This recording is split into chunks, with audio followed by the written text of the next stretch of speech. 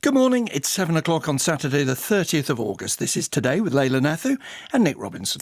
The headlines this morning. The Conservatives are calling for an investigation into the tax affairs of the Deputy Prime Minister Angela Rayner.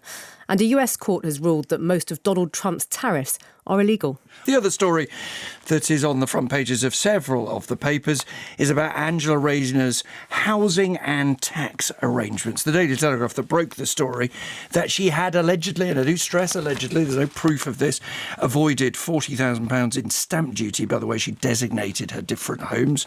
She's got two family homes, as it were. There's a third home that she lives in as a result of being a government minister.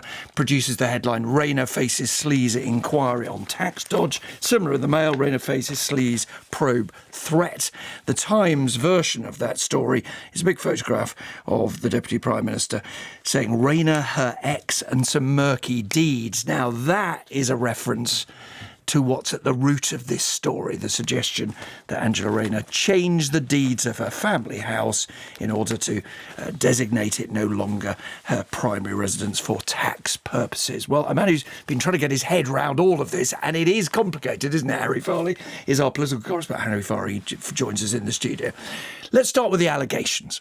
Why do the Tories claim, and it is at this moment just a claim, that rules are being broken and they need to be looked into?